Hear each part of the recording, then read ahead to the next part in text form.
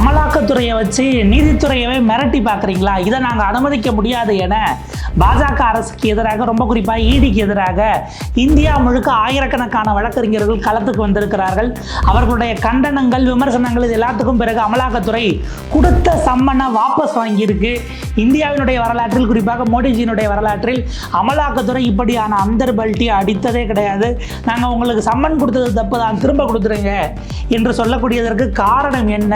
நீதித்துறையை எதன் அடிப்படையில் மிரட்ட பார்க்கிறார்கள்? இது அப்படியே போச்சு அப்படின்னா நாளைக்கு இடி கேஸ் போட்டு அந்த வழக்கில் எதிர்த்தரப்பில் ஆஜராகிற எல்லா வக்கீல்களையும் அமலாக்கத்துறை சம்மன் கொடுத்து கூப்பிட்டு இனிமேல் நீ அவங்களுக்கு ஆஜராக கூடாது என்று மிரட்ட போகிறதா அப்படிங்கிற கேள்வியும் கூட எழுந்திருக்கிறது.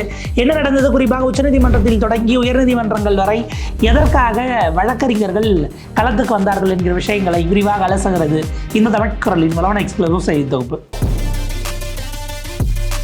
பிரதமர் மோடி அப்படின்னு நீங்கள் எடுத்தீங்கன்னா அவருடைய 6வது விரலாக இடி அப்படின்ற நம்முடைய அமலாக்கத்துறை மிக நிச்சயமாக இருக்கும்.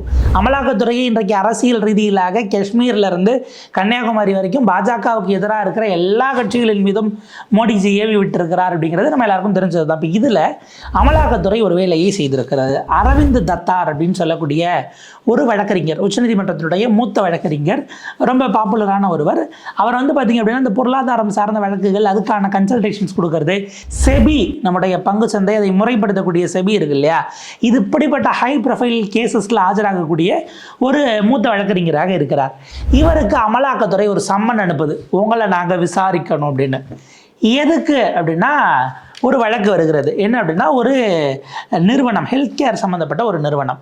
அந்த நிறுவனத்தில் இதுக்கு முன்னாடி இருந்தவங்க, அங்கே வேலை பார்த்த ஒருத்தவங்களுக்கு இஎஸ்ஓபி அப்படின்னு சொல்லக்கூடிய எம்ப்ளாயி ஸ்டாக் ஓனர்ஷிப் ப்ரோக்ராம் அப்படின்ற மாதிரி சொல்லுவாங்க. அதாவது ஒரு நிறுவனத்தில் நீங்கள் நீண்ட காலம் பணியாற்றுறீங்க அப்படின்னா கம்பெனியினுடைய பங்குகளில் உங்களுக்கு வந்து அதில் உங்களையும் ஒரு பார்ட்னரை போல், ஒரு ஓனர்ஷிப்பை போல் ஒரு குறிப்பிட்ட பர்சன்டேஜ் ஷேர்ஸை கொடுக்கறது அப்படிங்கிற ஒரு ப்ராசஸ் இருக்குது. இது சம்பந்தமான ஒரு வழக்கில் நீங்கள் வந்து நாங்கள் விசாரிச்சுக்கிட்டு இருக்கோம், எதிர்த்தரப்புக்கு நீங்கள் சில சட்ட ஆலோசனைகளை கொடுத்துருக்கீங்க, அது சம்பந்தமாக நாங்கள் உங்களை விசாரிக்கணும், நீங்கள் உடனடியாக நேரில் வரணும் அப்படின்னு அமலாக்கத்துறை மூத்த வழக்கறிஞர் அரவிந்த் தத்தார் அவர்களுக்கு சம்மன்ஸை இஷ்யூ பண்ணுது. இது மிகப்பெரிய பிரச்சனையாக வெடிக்கிறது. ஏன்னா நீங்கள் அடிப்படையில் ஒரு வழக்கறிஞர் வருகிறார், வழக்கறிஞர் ரெப்ரசன்ட் பண்ணுறார் அப்படின்னா நீதிமன்றத்தில் அவர் பேசுவது பெரும்பாலும் அப்படின்னு தான் பேசுவாங்க. எந்த தரப்புக்கு ஆஜராகிறாரோ அவருடைய குரலில் ரெப்ரசன்ட் பண்ணுறது தான் வழக்கறிஞரோட வேலையை தவிர, நீங்கள் நீதிமன்றத்தில் ரெப்ரசன்ட் பண்ணக்கூடிய விஷயங்கள், விவரங்கள் என்பதற்காக உங்களின் மீது தனிப்பட்ட முறையில் வழக்கறிஞரின் மீது நீங்கள் நடவடிக்கையோ ஸ்டிச்சஸோ எடுக்க முடியாது அப்படிங்கிறது தான் இன்றைக்கி வரைக்கும் இருக்கக்கூடிய ஒரு பாயிண்ட்டாக இருக்குது. அப்போ இந்த சூழலில் நீங்கள் இடி சம்மன் கொடுத்ததே தப்பு அப்படின்னு திரு அரவிந்த் தத்தார் அவர்கள் அமலாக்கத்துறைக்கு கடிதம் எழுதுகிறார். எப்படி? சில வழக்குகளை கோட் பண்ணி, உச்சநீதிமன்றம், உயர்நீதிமன்றங்கள் ஏற்கனவே என்னென்னலாம் சொல்லியிருக்கு, ஒரு வழக்கில் ஒரு தரப்புக்காக நீங்கள் கொடுக்கக்கூடிய சட்ட ஆலோசனைகளுக்கு கூப்பிட்டு விசாரிக்கணுமோ அப்படின்ற அதிகாரமே உங்களுக்கு கிடையாது, அது சட்ட ரீதியாக தவறானது அப்படின்னு தன்னுடைய சட்ட அறிவை பயன்படுத்தி அவர் அமலாக்கத்துறைக்கு கடிதம் எழுதுகிறார். அப்போது தான் இந்த வரலாற்று சிறப்பு மிக்க, ஏன்னா நம்மளுடைய பிரதமராக மோடி அவர்கள் வந்த பிறகு இப்போ நிதியமைச்சராக நிர்மலா சீதாராமன் அவர்கள் இருக்கும்போதெல்லாம் இடி பாஞ்சு வேலை செய்யும் இல்லையா. இப்போ 2 நாளைக்கு முன்னாடி கூட இங்கே சென்னை ஹைகோர்ட்டில் கேட்டாங்க, உங்களுக்கு கம்ப்ளைண்ட்டு டாஸ்மாக் மேலே வந்திருக்குன்னா நீங்கள் அந்த ப்ரொடியூசர் வீட்டுக்கு எப்படி போனீங்கன்னு, அதுக்கு லிங்க் இருக்குது அப்படின்னா அவங்க அதை நிறுவனம் கோர்ட்டில் நிறுவிட்டு சம்மந்தப்பட்டவங்க அதனால தொடர்பில் இருக்காங்கன்னு உறுதிப்படுத்தி அவங்க காட்டிட்டு அதுக்கப்புறம் விசாரணைக்கு கூப்பிட்டா பிரச்சனை இல்லை. எதையுமே செய்யாமல் நீங்களே அசியூம் பண்ணிப்பீங்களாங்கிற கேள்வி இருக்குல்ல. அப்போ இந்த அடிப்படையில் தான் ஃபினான்ஷியல் எக்ஸ்பிரஸில் அந்த செய்தியை பார்க்குறோம். ED withdraws summon to senior advocate over legal advice in Care Health ₹250 crore ESOP case அப்படிங்கிறது தான் நம்ம பார்க்க வேண்டி இருக்கிறது. அப்போ அமலாக்கத்துறை வாபஸ் வாங்குகிறது, யூட்டர் அடிக்கிறது. ஏன்னா அவர் சட்ட ரீதியாக பிரித்து போடுறாரு, இந்த வழக்கின் இதுபடி நீங்கள் நடவடிக்கை எடுக்க முடியாது, சம்மன்ஸ் இஷ்யூ பண்ணுவீங்க அப்படின்னா அது வந்து லீகலி நிற்காது. எந்த வகையில் ஒரு வழக்கறிஞருக்கு அவர் தன்னுடைய எந்த தரப்பை, தன்னுடைய கிளையண்ட்டை ரெப்ரசன்ட் பண்ணுறாரு அப்படின்னா அதை அவரின் மீது ஏற்றி அவரை வந்து கிரிமினலைஸ் பண்ணுவது, அவர் உள்நோக்கத்தோடு கான்ஸ்பிரசிக்குள்ளே உள்ளே போனார், வக்கீலும் அதில் ஒரு பார்ட்டு அடித்ததில்ல, என்று சொல்லுவதெல்லாம் ஏற்கத்தக்கதல்ல அப்படின்னு இந்தியன் லீகல் சிஸ்டம் அதை அலோவ் பண்ணல அப்படின்னு போட்ட உடனே அமலாக்கத்துறை இந்த வழக்கமான பல்ட்டி அடிக்கிறது. இந்த பல்ட்டிக்கு பிறகு அமலாக்கத்துறை செய்ததற்கு எதிராகத்தான் நாடு முழுக்க வழக்கறிஞர்கள் கொந்தளிக்க கூடிய ஒரு சூழல் இருக்கிறது. லைவ்ல பார்க்குறோம். Threatens independence of legal profession. Supreme Court bar body condemns ED summon to Arvind Datar over legal opinion அப்படிங்கிற செய்தியை பார்க்குறோம். உச்சநீதிமன்றத்தினுடைய advocate on record SCAORA association இதில் உள்ள வருவங்க எனக்கு தெளிவாக சொல்கிறாங்க, இதை நாங்கள் மிக கடுமையாக ஆட்சேபிக்கிறோம். அதை விட முக்கியமாக ஒருங்கிணைந்த குரலில், ஏன்னா நீங்கள் அங்கே சுப்ரீம் கோர்ட் அப்படின்னும் பொழுது இந்தியா முழுக்க இருக்கக்கூடிய எல்லாருடைய பார் அண்ட் பெஞ்சுன்னு தான் நம்ம சொல்லுவோம். பார் அப்படிங்கிறது வழக்கறிஞர்கள், பெஞ்ச் அப்படிங்கிறது நீதிபதிகள். ஸோ இந்த எங்களுடைய பாரின் சார்பாக நாங்கள் கம்ப்ளீட்டாக இதை கண்டிக்கிறோம். ஒற்றை குரலில் அவருக்கு கொடுக்கப்பட்டது அப்படிங்கிறது நீதித்துறையின் மீதே இதனுடைய இண்டிபெண்டன்சியை, தனித்து இயங்கக்கூடிய நீதித்துறைக்கு ஒரு சவாலாகவும் ஒரு எச்சரிக்கையாகவும் இது விடப்பட்டிருப்பதாக நாங்கள் கருதுகிறோம் அப்படின்னு லீகல் ப்ரொஃபஷனுடையதை சீர்குலைக்க பார்க்குறாங்க என்கிற குற்றச்சாட்டை முன்வைக்கிறார்கள். அவர் அவருடைய இன்டெகிரிட்டி, ஏன்னா அவர் உச்சநீதிமன்றத்தில் இருந்து அவருக்கு இருக்கக்கூடிய மரியாதை இதெல்லாம் ஒரு பக்கம், ஆனால் அவரை சம்மன் பண்ணுவது அப்படிங்கிறது மிஸ்யூஸ் ஆஃப் அத்தாரிட்டி, அமலாக்கத்துறை இதனுடைய அதிகாரத்தை துஷ்பிரயோகம் செய்திருக்கிறது. அதை விட முக்கியமாக வழக்கறிஞர்களுடைய ரோலை வில்லிஃபை பண்ணி காட்டுது. அவங்க தான் எல்லாத்துக்கும் காரணம். அது கிட்டத்தட்ட எப்படி அப்படின்னா, பாவம் எதிர்த்தரப்பில் இருக்கிறவங்களுக்கு ஒன்றுமே தெரியாது, அவங்களே எங்ககிட்ட உண்மையை ஒத்துக்கலான் இருந்தாங்க. இந்த வக்கீல் தான் போய் இல்லாததையும் பொல்லாததையும் சொல்லி கொடுத்து அவங்கள தப்பாக வழி நடத்தி கோர்ட்டில் போட்டுட்டாரு. என்னமோ வக்கீல் அதில் ஷேர் வாங்கிட்டு போகிற மாதிரியான ஒரு சூழலை இவர்கள் உருவாக்க பார்க்கிறார்கள். அதனுடைய சாங்டிட்டியை இது கேள்விக்குட்படுத்துவதாக இருக்கிறது அப்படின்னு குறிப்பிட்றாங்க. இது அன்வாரண்டட் மட்டுமல்ல, இன்வெஸ்டிகேட்டிவ் ஓவர் ரீச் அப்படிங்கிற ஒரு வார்த்தையை உச்சநீதிமன்றத்தினுடைய அட்வொகேட் ஆன் ரெக்கார்டினுடைய அசோசியேஷன் குறிப்பிடுகிறது. ரொம்ப முக்கியமாக அவங்க ரொம்ப நாளாக பாஜக அரசு ஒரு விஷயம் பேசுவோம், என்னென்னா ஜுடிஷியல் ஓவர் ரீச்சு, நீதித்துறை தன்னுடைய அதிகார எல்லையை மீறி மேலே போய் நான் கை வைப்பேன் அப்படின்னு உள்ளே போயிட்டு இருக்குன்னு. இந்த இடத்துல அவங்க குறிப்பிடுவது இன்வெஸ்டிகேட்டிவ் ஓவர் ரீச். அமலாக்கத்துறை தனக்கு அதிகாரம் இருக்கிறதானா இருக்கிறது, ஆனால் இருக்கிற அதிகாரத்தை வைத்துக்கொண்டு அதை இல்லாத வரையறைகளை அவர்களாக கற்பனை செய்து கொண்டு நாங்கள் இதையெல்லாம் செய்வோம் என்று சொல்லி இறங்குவது என்பது எந்த வகையிலும் ஏற்கத்தக்கதல்ல, அது ஏற்றுக்கொள்ள முடியாது. It is an investigative over reach என்கிற குற்றச்சாட்டை நம்முடைய சுப்ரீம் கோர்ட்டினுடைய அட்வொகேட் ஆன் ரெக்கார்ட் அசோசியேஷனுடைய தலைவர் செக்ரட்டரி நிக்கில் ஜெயின் அவர்கள் தன்னுடைய விரிவான கண்டன அறிக்கையில் கொடுத்துருக்குறாங்க. இப்போ இந்த மாதிரியான லீகல் ஒப்பீனியனுக்கு வர்றீங்க அப்படின்னா இது வெறுமனே ஒரு வழக்கறிஞர் அரவிந்த் தார் மட்டுமல்ல, நாளைக்கு வழக்கறிஞர்களுக்கு நீங்கள் கொடுக்கக்கூடிய எச்சரிக்கை அப்படிங்கிறத அவங்க குறிப்பிட்றாங்க. இந்த இடத்துல ஜுடிஷியரி அப்படிங்கிறதுக்கு எதிராக நீங்கள் போகிறீங்க அப்படின்னா அந்த இடத்துல பார் அண்ட் பெஞ்ச் ரெண்டுமே சேர்ந்து ஒரே நேரத்தில் சரிவை சந்திப்பதற்கான சூழல் வரும். இப்போ நான் இந்த இடத்துல தான் நான் முன்னாடி குறிப்பிட்டதை போல இப்போ நீங்கள் இதை யோசிச்சு பாருங்களேன், இது எந்த எல்லை வரைக்கும் போகணும். இப்போ உதாரணத்துக்கு தமிழ்நாட்டில் செந்தில் பாலாஜி அவர்களின் மீது வழக்கு இருக்கிறது, இடியினுடைய கேசஸ் இருக்குது.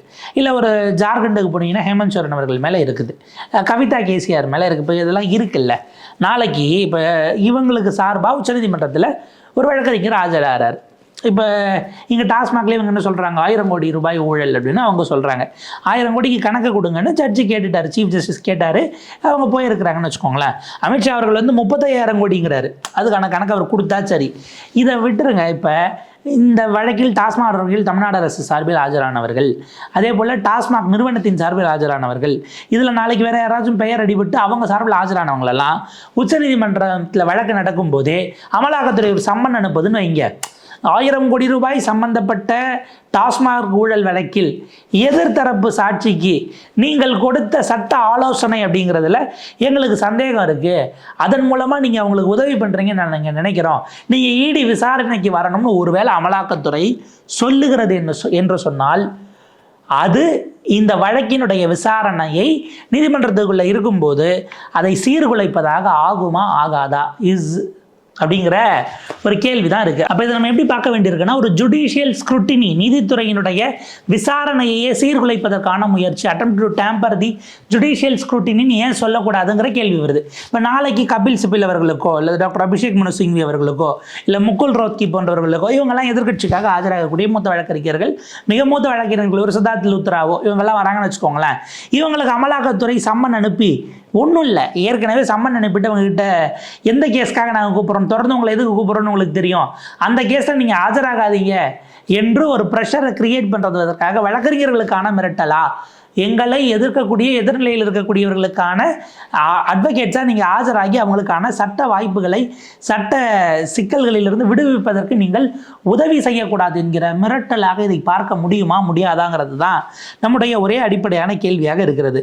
அப்போ இந்த இடத்துல இருந்து ஒட்டுமொத்தமாக இப்படி இடி சம்மன் கொடுப்பது என்பதே அவர்களை கிரிமினல்களாக வழக்கறிஞர்களை எதிர்த்தரப்பில் ஆஜராகும் வழக்கறிஞர்களை கிரிமினலாக காட்டுவது என்பது ஒரு முயற்சி. இது இப்படி வழக்கு விசாரணை நடக்கும்போது கொடுப்பது என்பது கான்ஸ்டிடியூஷனலி அன்டெனபிள் அண்ட் லீகலி அன்ஜஸ்டிஃபையபிள் அப்படிங்கிற வார்த்தையை சுப்ரீம் கோர்ட்டினுடைய அட்வொகேட் ஆண்டர் அசோசியேஷன் பயன்படுத்துகிறாங்க. இது அரசமைப்பு சட்டத்தின்படி ஏற்கத்தக்கதாக இருக்க முடியாது, சட்ட ரீதியாக இது சரி என்று உங்களால் வாதிடவே முடியாது அப்படிங்கிறத குறிப்பிட்றாங்க. இது ஒட்டுமொத்தமாக chilling message to the legal community at large and threatens the foundation right of every citizen.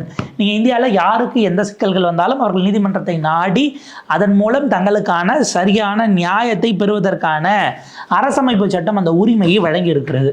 இப்படி போகணும்னு நினைக்கக்கூடியவங்களுக்கும் சேர்த்து ஒரு எச்சரிக்கையாகத்தான் இதை நாம் பார்க்க வேண்டியிருக்கிறது அப்படின்னு அவங்க குறிப்பிடுறாங்க. இதை விட முக்கியம், ஜஸ்டிஸ் டெலிவரி மெக்கானிசத்தின் மீதே வழக்கறிஞர்கள்லாம் மிரட்டினா என்னப்பா ஆகும் அப்படின்னுட்டு பாவம் நாளைக்கு அந்த வழக்கறிஞர் நீங்கள் அப்படி ஒருத்தர் வந்து அவர் ஒரு வேளை அதுக்கப்புறம் அந்த வழக்கில் நான் ஆஜராகலன்னு பின்வாங்கிறார் வைங்க ஒரு உதாரணத்துக்கு.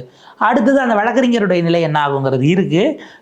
கவர்மெண்ட்டை எதுக்குப்பா பண்ணணும்னு ஒரு அச்சத்தை உண்டு பண்ணிடுவாங்கன்னு பொதுமக்கள் நம்பி வழக்கறிஞர்கள்ட்டையும் போக மாட்டாங்க, நீதித்துறையை நம்ப மாட்டாங்கங்கிற ஒரு இடம் வருது என்பதைத்தான் அவர்கள் மிக கடுமையாக கண்டித்திருக்கிறார்கள் அப்படிங்கிறது நம்ம பார்க்க வேண்டியிருக்கிறது.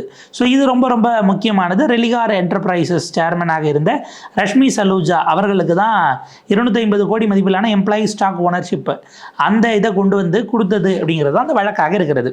ஏன்னா 250 கோடினா அவங்க அமலாக்கத்துறையெலாம் 1 கோடினா கூட நீங்கள் எப்படி தப்பாக கொண்டு வந்துடலான்ட்டு ரொம்ப பாஞ்சு வேகமாக போவாங்க. எல்லாத்தையும் பிடிப்பாங்களே தவிர எத்தனை பேருக்கு தண்டனை வாங்கி கொடுப்பாங்கன்னா அது தனி விவாதமாக தான் இருக்குன்னு வைங்களா, அது ரொம்ப கம்மியாக தான் இருக்கும். ஸோ இது டெல்லியில் உச்சநீதிமன்றத்தில் நடந்த விஷயம் அப்படின்னா சென்னை உயர்நீதிமன்றத்திலும் கூட இதே விஷயத்திற்காக அரவிந்த் தத்தார் அவர்களுக்கு மீது கொடுக்கப்பட்ட சம்மன்ஸ் தொடர்பாக மிக கடுமையான விமர்சனங்கள் அப்படிங்கிறது நம்முடைய வழக்கறிஞர்கள். ஏன்னா நீங்கள் வந்து சில முக்கியமான சார்ட்டர் கோர்ட்ஸ் இருக்கும், அங்கே நடக்கக்கூடியதை குளோபல் லெவலில் இதுக்கான எதிர்பார்ப்பு அப்படிங்கிறதும் உன்னித்து கவனித்து பார்க்கக்கூடியதாக இருக்கும் அப்படின்னு நம்ம சொல்லலாம். அதில் நம்முடைய மும்பை ஹைகோர்ட் ஆகட்டும், மும்பையில் பாம்பே ஹைகோர்ட் ஆகட்டும், அதே போல் கல்கத்தா ஹைகோர்ட் ஆகட்டும், இங்கே மெட்ராஸ் ஹைகோர்ட் ஆகட்டும், இந்த 3மே நீங்கள் சார்ட்டர் கோர்ட்ஸாக தான் கருத வேண்டும். ஸோ சென்னை உயர்நீதிமன்றத்தில் என்ன கடுமையான விமர்சனம் வந்திருக்கு அப்படின்னா லைவ்ல பார்க்குறோம். மெட்ராஸ் பார் association condemn ED summon to Arvind Datar says such action would paralyse the legal system அப்படிங்கிறத அவங்க குறிப்பிட்றாங்க. ஒட்டுமொத்தமாக செயல் இழந்த தன்மையில் இதை கொண்டு போவது அதாவது வழக்கறிஞர்களின் மீது நீங்கள் சட்ட ரீதியான நடவடிக்கை எடுத்து அவர்களை அச்சுறுத்தக்கூடிய இடத்திற்கு போகிறீர்கள் என்று சொன்னால் இந்தியாவினுடைய நீதித்துறையை அது வந்து பேரலைஸ் பண்ணிடும், செயலிழந்த தன்மைக்கு நகற்றி கொண்டு போய்விடும் அப்படிங்கிற ஒரு பாயிண்ட்டை தான் மெட்ராஸ் பார் அசோசியேஷன் குறிப்பிடுறாங்க. இடி இது போன்ற விஷயங்களை தொடர்ந்து திரும்ப செய்யக்கூடாது அப்படிங்கிறதையும் நாங்கள் இந்த இடத்துல அழுத்தம் திருத்தமாக வலியுறுத்துகிறோம். அதை விட முக்கியமாக வழக்கறிஞர்கள் எந்த விதமான அச்சமும் இன்றி தங்களுடைய சட்ட கடமைகளை சட்ட உரிமைகளை அவங்க எக்ஸிக்யூட் பண்ணும்போது அதில் ஈடியினுடைய தலையீடு இருக்கக்கூடாது. சுதந்திரமாக செயல்படுவதற்கான ஒரு என்விரான்மெண்ட்டை அட்மாஸ்பியரை உறுதி பண்ணணும் அப்படிங்கிறதையும் சென்னை உயர்நீதிமன்றம் தன்னுடைய அந்த கண்டனத்தில் பதிவு செய்திருக்கு அப்படின்னு தான் பார்க்குறோம். அதனுடைய தலைவராக இருக்கும் வழக்கறிஞர் திரு எம் பாஸ்கர் அவர்கள் அது தொடர்பான ஒரு அறிக்கையை கொடுத்திருக்கிறார். அந்த அறிக்கையை நம்ம பார்க்கலாம். அப்போ இது மிக முக்கியமானது.